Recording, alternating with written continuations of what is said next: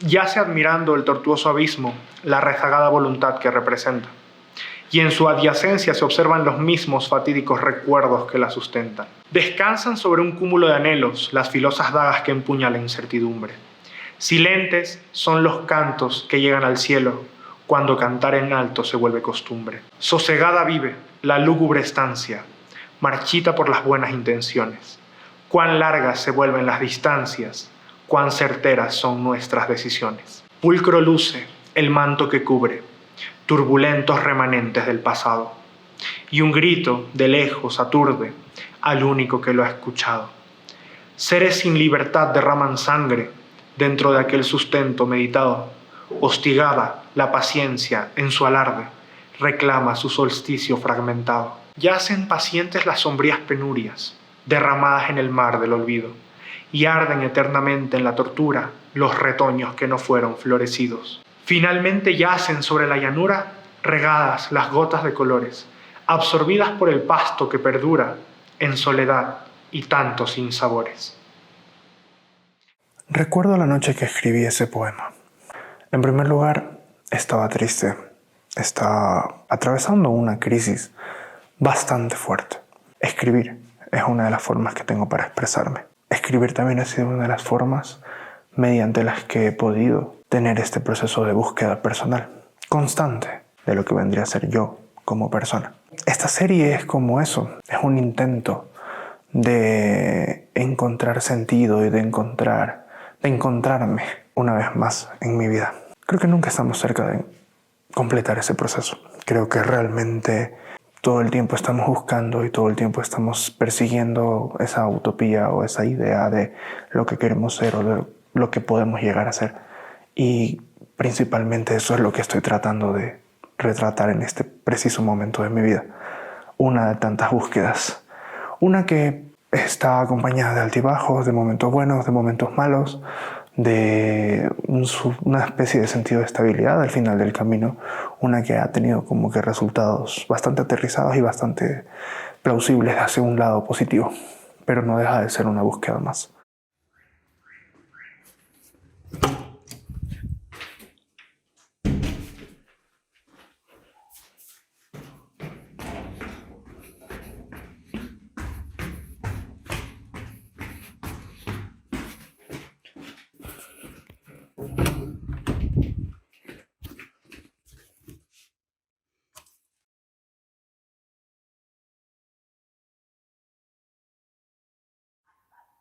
La memoria es el silencio.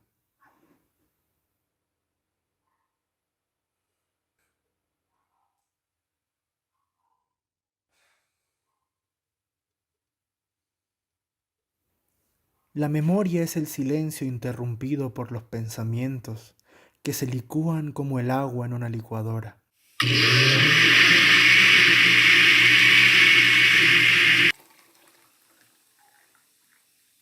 Y que o los bebes o los desechas.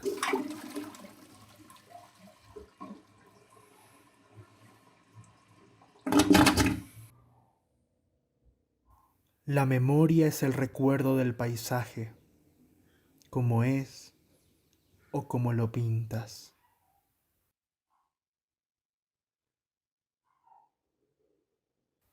Eso es.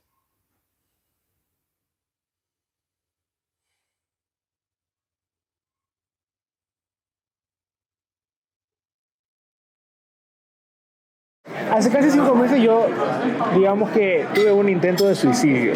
Literalmente fue un intento de suicidio en el que cogí una corbata y me intenté asfixiar. Esto es muy terapéutico, ¿cachai? Me estoy liberando de un peso que cargaba así.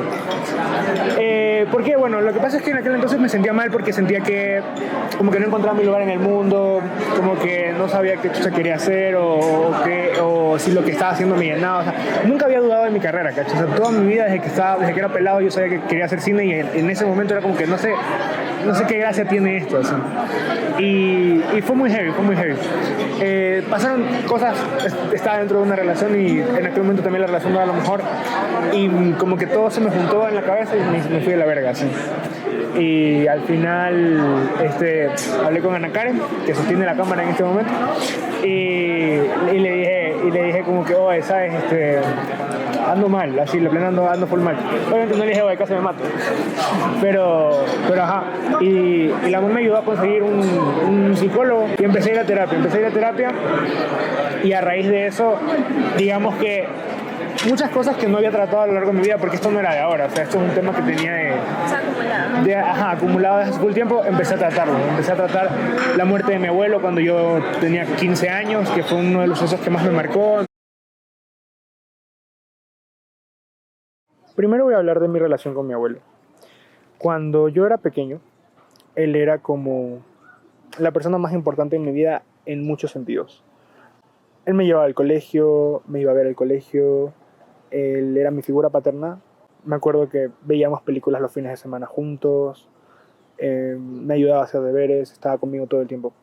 Entonces, de cierta manera, en el momento en el que él fallece, lo que yo tenía como el concepto de un padre también fallece. O sea, es un luto que no lo pude vivir de la forma correcta. Me sentí full mal, pero no podía o no trataba, o sea, trataba de no expresarlo.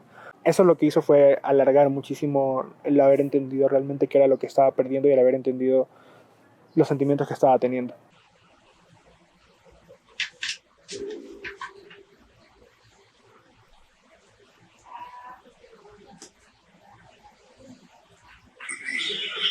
Quiero mucho y espero mucho de ti. Confío siempre. Tú eres un triunfador. Haz las cosas muy bien. Que tú tienes todo lo que Dios te ha dado, mucha inteligencia.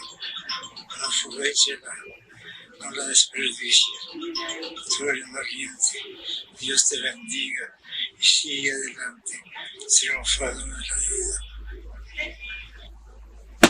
Y al final de todo, recuerdo que no fue hasta ahora último que ya como tuve que pasar por varios procesos psicológicos muy fuertes, que entendí realmente las dimensiones de lo que pasó y de la persona que era mi abuelo en mi vida y de todo lo que representaba su partida para mí como persona.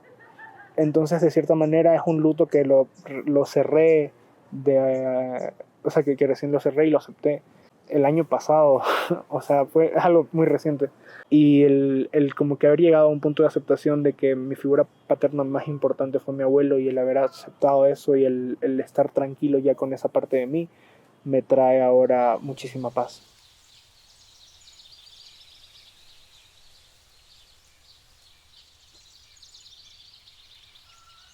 Tú me enseñaste a escribir y nunca he querido escribirte. Me conformo con recordar tu voz al cambiar de página mientras leo. Me he vuelto fiel escucha de Bocelli, Julio y Vicente, y también escribo, a veces, pero a ti no puedo. Prefiero volver a Guayaquil, perderme en el centro y en las veredas de Boyacá, la 9, el malecón y la bahía, verte. ¿Para qué escribirte si los sándwiches de jamón no han cerrado? Y aunque no he vuelto ahí, saber que están abiertos me es suficiente.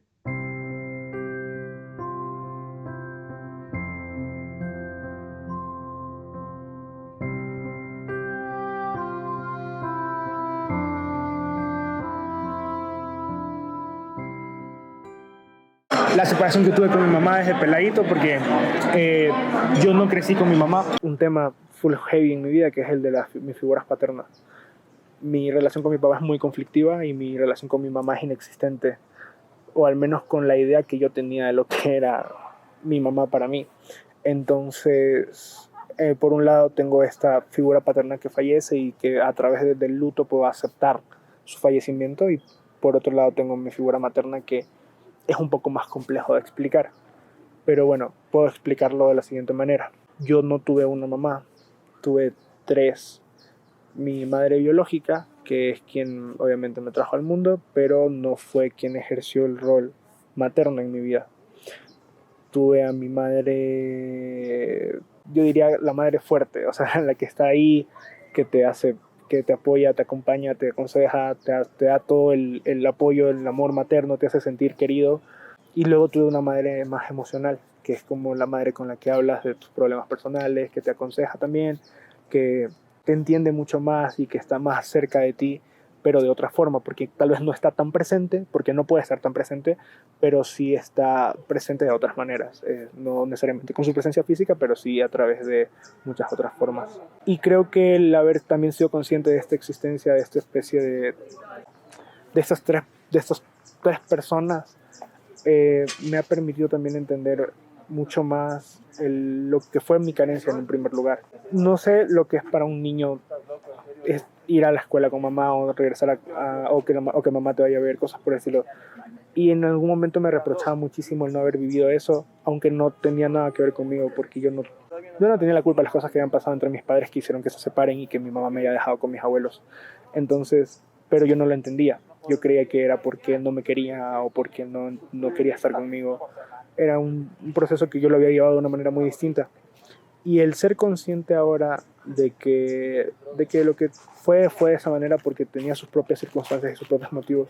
Y también ser consciente de que yo realmente no tenía un rol ahí más allá de ser un afectado de decisiones de otras personas, me permitió entender que quizás puedo aceptar, y de hecho debo aceptar, la relación inexistente que tengo con mi madre biológica, porque a raíz de esa relación es que puedo decir que tengo más de una mamá en mi vida. Crecí separado de ella, crecí con mi familia paterna, tengo una abuela, tengo una tía y ellas fueron como que mi figura materna, pero digamos que ese contacto primero que tienes con tu madre no lo tuve yo de esa manera. Fue muy conflictivo y todo eso empecé a trabajarlo en terapia. En cuanto a la búsqueda de sentido o a mi intento de entender qué es lo que es tener un sentido en la vida, el haberme visto afectado por esto desde muy pequeño me había también afectado muchísimo en cuanto a qué quiero hacer o quién quiero ser ahora que ya soy mayor. Entonces creo que es un proceso, y es un proceso que vivirlo de esta manera me ha ayudado. A raíz de este proceso me he dado cuenta de que quizás las cosas no tienen que tener un sentido de por sí, sino que, o sea, están ahí y nosotros les damos el sentido que queramos darle o lo exploramos de la forma que queramos hacerlo, pero de cierta manera es esta ilusión de libertad la que tenemos nosotros de poder decir, sabes que yo quiero sentir esto, o yo quiero hacer esto, o yo quiero sentirme bien haciendo esto.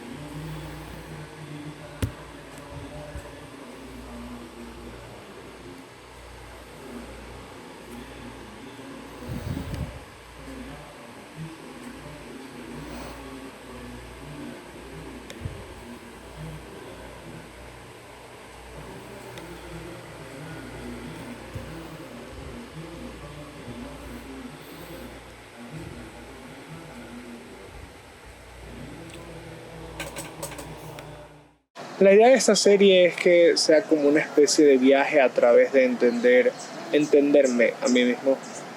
Es más para mí que para el mundo. O sea, ser consciente de aquellas cosas que para mí son relevantes, que no era tan consciente antes de empezar un proceso terapéutico. Creo que la terapia marca un antes y un después en mi vida en muchos sentidos, sobre todo porque es conocerse uno mismo, más que conocerte para ser una mejor persona directamente, es conocer por qué no eres tan buena persona en principio, o sea, ya sea contigo o con el resto de personas. ¿Qué son las cosas que fallan? ¿Qué son las cosas que te faltan o que no sabes cómo conseguir o lograr, o por qué no sabes cómo conseguir o lograr? Y bueno, ya a partir de ser consciente de eso, pues ya puedes plantear una mejora, pero si no conoces eso es difícil. Creo que hay que permitirnos ser vulnerables en la medida de que el ser vulnerables nos permite entendernos. No importa tanto en qué busques el sentido, en tanto te permita conocerte a ti mismo y seas consciente de ello. Creo que hay muchas formas de entendernos a través de otras personas, a través de nuestras relaciones, a través de vínculos cercanos muy importantes, amigos o parejas, cosas por el estilo. Y creo que el vivir esas experiencias es lo que nos permite entender de qué lado somos fuertes y de qué lado cojeamos, porque a través del conocimiento, a través de entender, a través de leer, aprender, tener testimonios de otras personas, investigar, buscar, vivir experiencias, es la mejor forma en la que podemos hacer para contrastar y para conocer y conocernos mejor. Todo eso funciona en relación al mundo y a nosotros mismos. Un docu sobre un docu, loco, el mundo va a explotar. El mundo va a explotar, loco. Ahora sí. Escriba ya. Una cámara. Ese soy yo rellenando material, ¿cachai?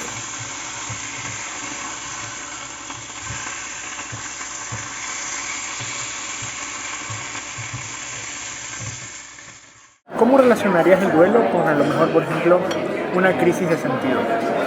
Es súper interesante la pregunta. Bueno, podríamos partir de qué es una crisis de sentido y luego relacionarlo con el tema del duelo. ¿Podrías darme un ejemplo de lo que te refieres con crisis de sentido? De lo que recuerdo cuando fui al psicólogo.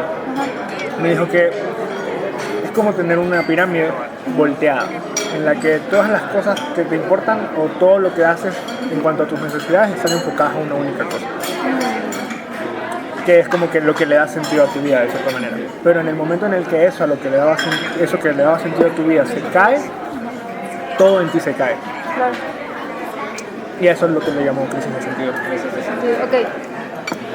A ver, yo como tal no estoy muy relacionada con el tema, la verdad no lo he estudiado a fondo, o sea, como esta crisis de sentido que me dices tal cual como me lo explicas. Pero podría como tal vez relacionarlo un poco con esto de la independencia emocional, que es algo que sí conozco más. Por cierto, la dependencia emocional es justamente cuando como que todos tus recursos son enfocados hacia esa persona, cuando empiezas a necesitar de esa persona para poder sentirte realmente bien, o sea, realmente como feliz, alegre con tu vida. Empezamos a ver patrones de dependencia emocional, por ejemplo, en personas que no pueden hacer ciertas actividades si es que la persona no está ahí. Entonces, yo creo que tiene mucho que ver, relacionaría los dos conceptos que me diste, porque es justamente esto, cuando se rompe esta dependencia emocional, cuando se rompe una relación con dependencia emocional, las personas pasan por este proceso súper fuerte, que es justamente como entender que la persona que le daba sentido ahí en tu vida no está. Entonces lo que tendrías que hacer básicamente es como reforzar esa idea de que eres independiente, eres un ser individual, autónomo, y sobre todo lo que sería más importante ahí sería como empezar a tener más conocimiento sobre ti mismo, o sea, qué es lo que a ti te hace feliz, qué es lo que te llena. Algo que sirve mucho y realmente creo que es uno de los cortes más importantes que se ha hecho, o al menos desde mi punto de vista, es justamente esto de encontrarle sentido a tu vida, o sea, encontrarle una razón. Hay muchos autores que te hablan de eso, obviamente, porque es algo que muchas personas hacemos y creo que todos nos debemos preguntar una vez como, ¿por qué estoy aquí? Entonces considero que como salir de una dependencia emocional, salir de ese proceso de duelo, no entrar en melancolía, también puede como que sobrellevarse si es que las personas empiezan a fomentar su sentido de identidad propia, empiezan a tener más como conscientes cada uno de sus sueños, sus ideales, todo lo que aspiran de sí mismos. Cuando ya tienen mucho más en claro todo eso, va a ser mucho más fácil poder procesar todo lo demás, porque cuando tenemos lo de dependencia emocional, inclusive la crisis de sentido que tú me dices que está enfocada en una persona, estamos poniendo todos los recursos en ella. Entonces, si tú dejas de hacer eso y te concentras en ti, va a ser mucho más fácil poder superar esta etapa también. fuerte o inclusive esta crisis. En nuestra vida, ¿qué podríamos considerar algo a lo que le damos sentido que luego podríamos perder y podría hacernos pasar por un proceso de duelo? Es una pregunta muy buena.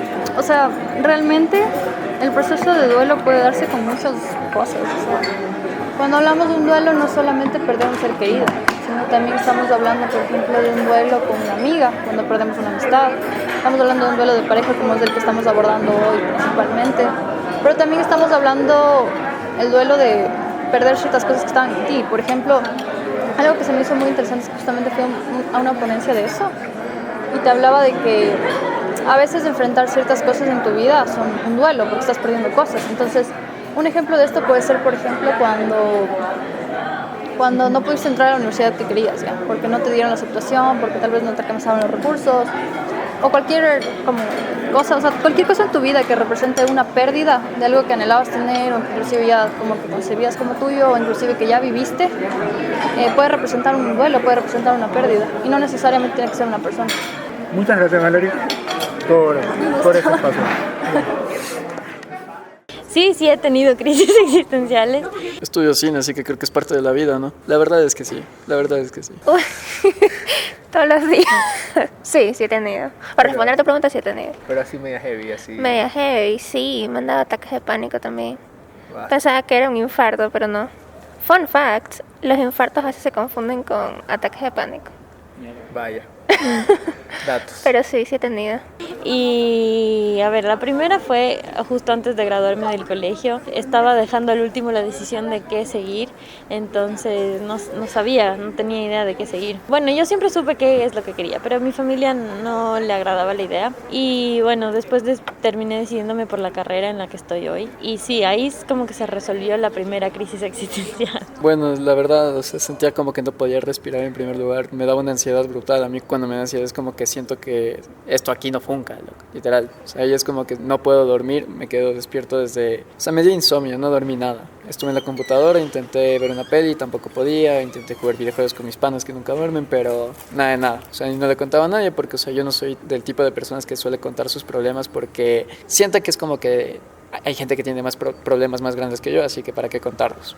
Y es como que, o sea, me trago y todo eso. Así es como lo he ido dialogando, la verdad, toda esta vida.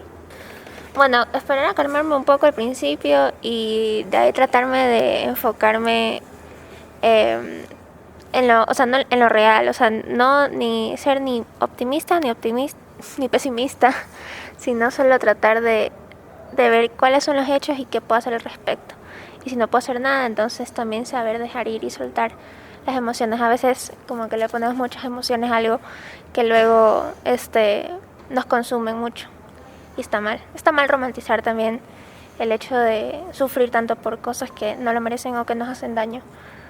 O sea, más que pérdida, diría que es ese sentimiento de que quieres, o sea, demostrarles a todos que puedes lograrlo o que sientes que puedes dar algo, lo mejor de ti, pero los demás no lo ven y te esfuerzas por eso hasta que llega un momento en el que nunca podrás hacerlo porque al final depende de ti saber cuándo tú eres bueno y cuándo no. Eso es más que nada, que yo tengo ese tema de que siempre siento que tengo que darlo todo de mí a pesar de que nadie me dé un poco de su, digamos, esencia para que funcionen las cosas entre relaciones de amistad, de noviazgo, etc. Y es como que eso me ha ido consumiendo, la verdad, pero ahí lo aprendes a dialogarlo de esa forma, ¿no? Como que ya decir como que al final no necesitas de nadie para saber que tú estás en el camino correcto, que has tenido o que tienes que no perder a esas amistades, esas cosas como tú dices, pueden ser sentido de la vida, del orden, lo que sea, para saber que estás en el camino correcto. ¿Y has tenido alguna vez, a lo mejor, una experiencia de pérdida en tu vida? Tipo, no sé, a lo mejor una ruptura, el fallecimiento de alguien querido. Sí. Qué huevada salir con las papas. Con la papa. Pero bien feliz. Muy bien. Bueno, o sea, ajá, que has tenido como que alguna experiencia que te haya de ese estilo, o sea, necesariamente con la pérdida de algo que te haya causado una crisis existencial. Con la pérdida, sí, creo que sí. En el 2016 falleció mi abuelita de parte de mi madre y fue súper duro porque yo era muy cercana a ella, aunque bueno, en los últimos años ya casi no, porque ella vivía en otra provincia, pero sí, o sea, cuando ella falleció sufrí bastante. Creo que la crisis existencial vino por el lado de que yo sentía que no, o sea, los últimos tiempos no estuve con ella el tiempo que debería haber estado. ¿Y cómo pudiste afrontarlo o cómo fue el proceso de sobrellevar como que este luto y esta pérdida de sentido un poco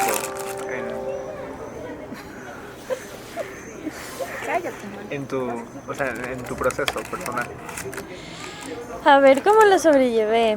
Me dejé llorar todo lo que pude llorar, porque creo que fue lo más saludable que pude hacer, llorarle un montón a mi abuelita. Sí, fue bastante, o sea, todo el tema del funeral y toda esta onda fue súper traumante, porque además era como que la primera vez que me pasaba con alguien tan cercano a mí. Entonces, sí, mi hermano y yo sufrimos bastante eso. Creo que lo que más pude hacer como para sobrellevar esto fue eso, dejarme poder, o sea, darme permiso de sufrir varios días, varios meses, y cada vez que me acordaba, hasta casi un año de lo que ella falleció, otra vez me ponía a llorar y eso. Pero sí, creo que así fue. Hablando de sufrimiento, ¿alguna vez has tenido una pérdida, o sea esta familiar o personal? Sí. O sea, no necesariamente tiene que ser la muerte de alguien, puede ser la muerte de alguien, pero puede ser también, yo que sé, una ruptura, la pérdida de algo que querías. Sí, algo sí que he tenido. esperabas. ¿Cómo fue pasar por eso? ¿Cómo fue? Fue muy duro al principio. Al principio sientes que te vas a morir. O sea, de verdad, como que los primeros días, los primeros momentos, sientes que te vas a morir y así, como literalmente. Y como cada momento como que te olvidas y después viene esa ola como que te acuerdas y como que te abruma. Pero una vez vi que la pérdida o el duelo como nunca se va, o sea, siempre está ahí, y lo que tú haces es como crecer alrededor de eso, o sea, saber cómo vivir con eso cada día. Y yo creo que el término superar está como mal utilizado, porque a veces no es que lo superas, sino que lo aceptas y sabes vivir tu vida cotidiana de una forma normal, pero teniendo siempre eso contigo.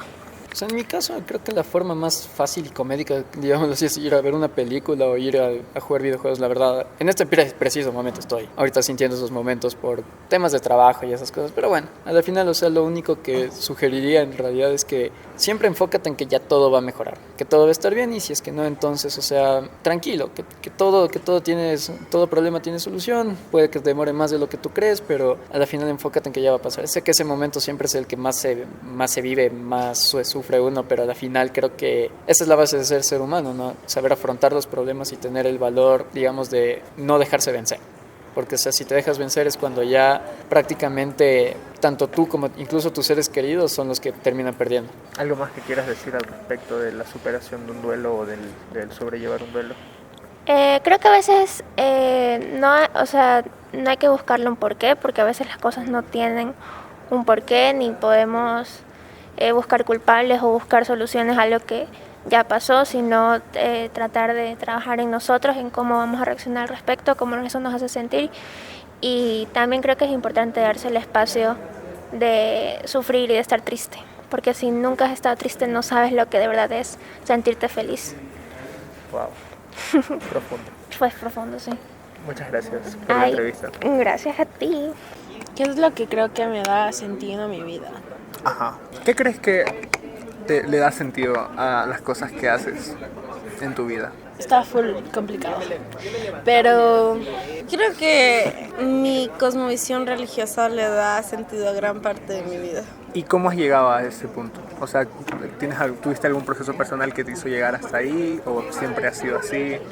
No, la verdad no. Algo pasa cuando creces y naces y creces en una religión.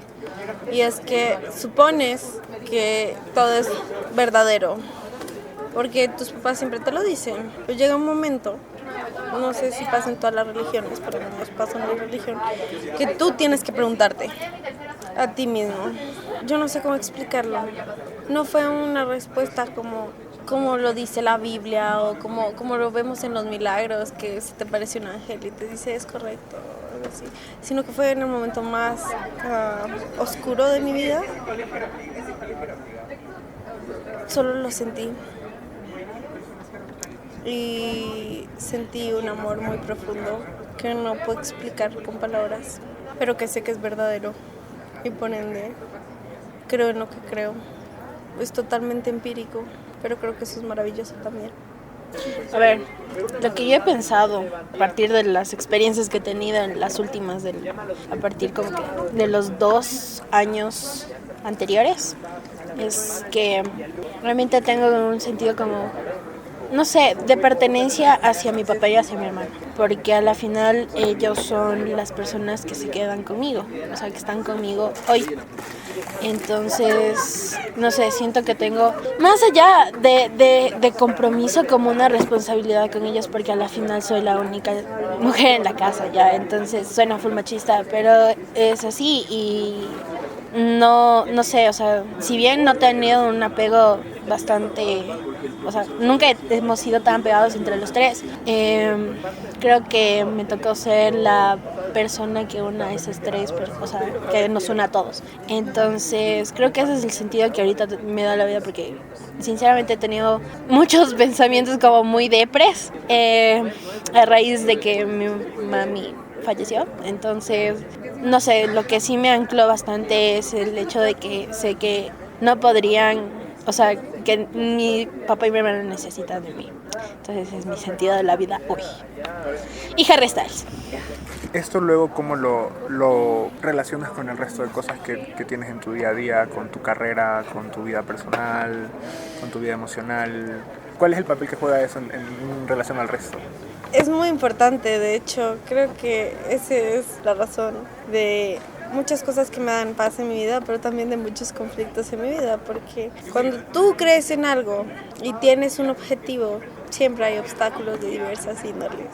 En mi vida profesional, por ejemplo, parte de lo que nosotros creemos, como en mi religión, es que vinimos acá, la vida es como una universidad constante. Entonces estás aprendiendo, te vas a equivocar, te va a ir mal en una prueba, te van a pasar cosas 8 miércoles, vas a conocer gente bonita y no tan bonita. Pero todo eso va a ser necesario para tu proceso de perfeccionamiento específico. En ese camino, en la medida en la que tú puedas ayudar a otros a cumplir con su proceso de perfeccionamiento, entonces estás haciendo un buen trabajo. Y en mi carrera, algo que creo que el arte impulsa es ayudar a las personas a ser mejores personas. Es como una religión en sí misma. Y me encanta y por eso quiero ser artista. En cuanto a ¿qué otros aspectos de mi vida me dijiste? Personal, profesional, académico. Académico es la misma. Hay cosas que moralmente no voy a hacer. Como, no sé, por ejemplo, copiar en un examen. No lo haría. O consumir cosas que no puedo consumir. Tampoco lo haría. Son parte de los lineamientos que tengo en mi vida y de la forma en la que vivo, porque creo que cumplir con cada una de esas cosas va, a pesar de que sean pequeñas, va a lograrlo. Y en cuanto a mi vida personal, relacional, también es complejo, porque significa que hay gente que entra y no entra en ese estándar. Y esa para mí es la más difícil, porque estoy enamorada del amor. Siempre. Sinceramente no creo que tenga una relación de esto familiar con lo profesional, porque no he tenido, gracias a quien sea, no he tenido como esta responsabilidad de mantener el hogar. Entonces, como que dentro de eso no le veo una correlación ya. Pero bueno, o sea, creo que no he tenido tanto ese apego, o sea, esa correlación en lo profesional. Sin embargo, creo que sí, en lo emocional sí me ha afectado como que bastante, al punto de tener que tomar ciertos medicamentos para poder estar bien. Pero creo que, o sea, cómo he sobrellevado las cosas siempre con positivismo, o sea, trato de no, o sea, sé que está mal, ya, pero es mi método como de poder superarlo, de no estar todo el tiempo mal. Y es que solo he pasado un chance como ignorándolo, tal vez, o sea, haciendo cualquier otro tipo de cosas. He llegado en un punto en que realmente no puedo estar sin ningún sonido, o sea, tengo que tener siempre algo prendido, ya sea música, series, absolutamente algo para no estar pensando en eso. Entonces como que me he vuelto un poco dependiente en ese sentido de los medios, pero eso, o sea, creo que estoy tratando de poco a poco entender qué es lo que está pasando, de concentrarme en mí mismo. Me he estado últimamente como que dando cuenta de cosas que estaban mal en mi vida y la he estado tratando de cambiar. Entonces, eso, o sea, creo que estoy yéndome hacia más ese lado de la libertad de qué es lo que yo quiero hacer hoy, pero tampoco que me afecte en el futuro. Entonces es como una mezcla, tratar de buscar un equilibrio entre esas dos. ¿Consideras que este conjunto de cosas es lo que le da de alguna manera sentido a tu vida? Totalmente, él me da propósito y me ayuda a seguir cada día. Muy aparte de la universidad, yo tengo una vida eclesiástica muy activa. Yo voy todos los domingos a la capilla, yo entre semana yo tengo un llamamiento, entonces hago eventos, conozco a gente. A diario por lo menos le dedico 3 horas a creer en lo que creo. No sería yo sin eso, aunque sea algo de mi vida que no necesariamente comparta todo el tiempo. Gracias. Gracias.